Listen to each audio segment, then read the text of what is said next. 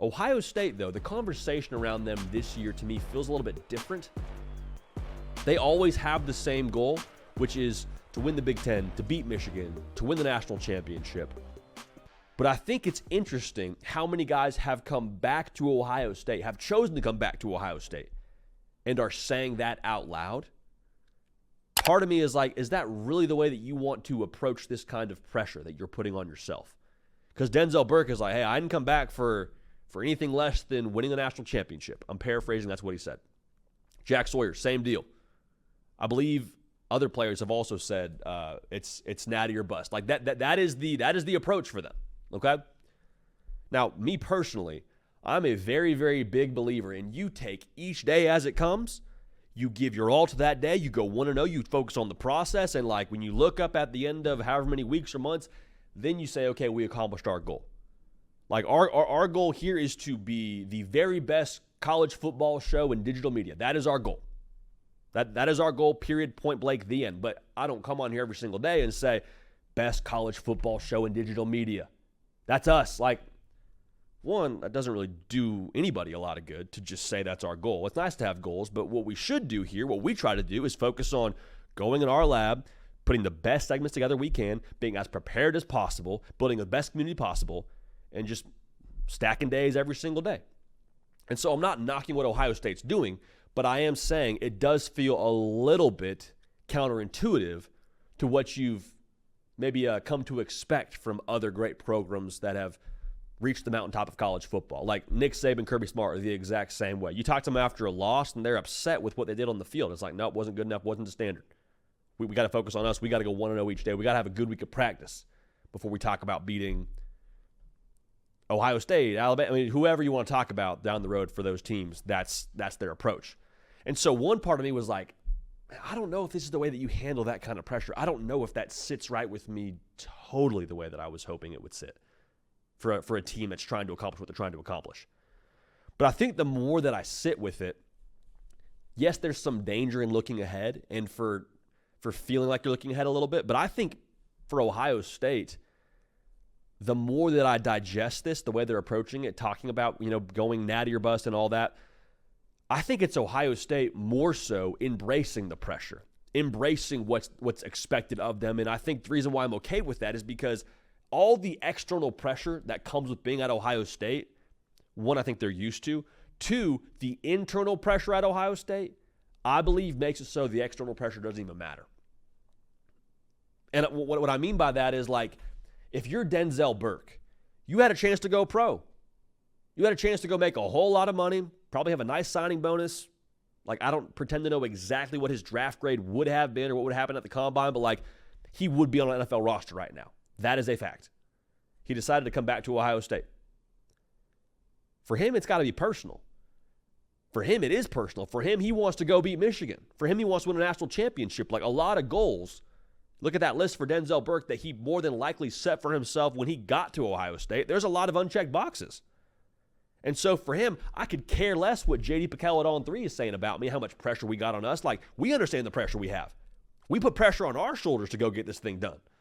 You write whatever you want about us. I mean, we'll say whatever we want at the podium, but understand everything that happens outside this building pales in comparison to the pressure that we put on ourselves internally. And so when I think about it that way and I start to lean more into that line of thinking for Ohio State, I'm like, okay, this is just Ohio State embracing their role. This is Ohio State understanding, like, we haven't done anything yet.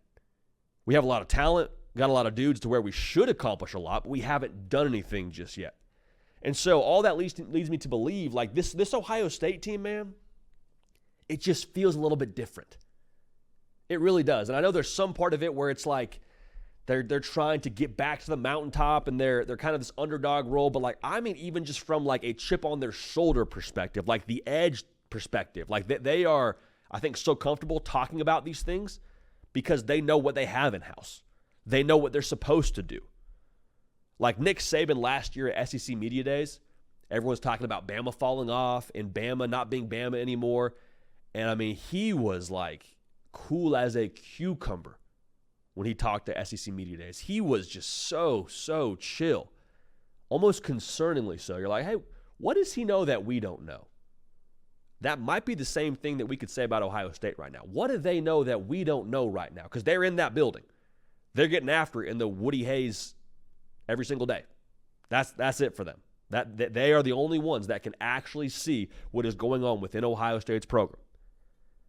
And so for them to be so comfortable saying these things out loud, some of it is probably a confidence thing. That's definitely true, and you're trying to probably project that to a degree. But at the same time, like, I think you say things confidently when you have a reason to feel confident about the things you say. Like, I don't think Denzel Burke is saying things like that. Jack Sawyer's not saying things like that. Will Howard's not saying things like that if they don't have a pretty good idea of them being able to back it up. Now, when we talk about how it's going to look different on the field, we referenced this a little bit earlier on in the show, but I really think that Ohio State, man, they're going to be bully mode. That is going to be who they are. Now, you ask the offensive line to make that happen, for sure, but like, they went out and got Quinshon Judkins for a reason. Trevian Henderson, he's still there. Will Howard, I think he's going to fit Chip Kelly's scheme perfectly, which I'm really excited to watch that take place on Saturdays. Previously, you've seen Ohio State be a quarterback, wide receiver-driven football team. Not saying there weren't really other exciting parts of that roster, but like that was typically like the headliners. Not just because they were the most visible, but because those were the guys that were like your top dogs. Think C.J. Stroud, think Jackson Smith and Jigba, think Marvin Harrison Jr. We go down the line here. We think about that for Ohio State. I'm not saying Will Howard isn't still a dude. I'm not saying Emeka Egbuka isn't still a dude. I talked about Jeremiah Smith. I think you should buy all the stock you can in that individual. But I think Ohio State, this upcoming season, will be a lot more complimentary. They will be run the football, play good defense. Ohio State fans are going to cringe when I say this, and so I apologize in advance. I think they're going to try and out Michigan this year. They've seen not only Michigan, but also Georgia win national championships that way. It starts up front. It starts with that physical edge. And what they have on defense speaks for itself. Like, you don't need me to tell you about JT Tuimoloau. You don't need me to tell you about Caleb Downs or Jack Sawyer. That's already there. That already exists. Now, though, I think they'll have the offense to bring a physical edge with that to really try and impose their will on some teams. And I'll say this too, that travels. More often than not, that lasts. That's good in bad weather. That is a very reliable way to win football games if you can make that your bread and butter. It's hard to do. It's why you don't see a lot of teams thrive the way that Michigan and Georgia and Alabama, I guess, in previous years have thrived doing it. But that is a sauce that is good for a very long time. One more thing I'll say here. You saw Ohio State do that at the end of last year.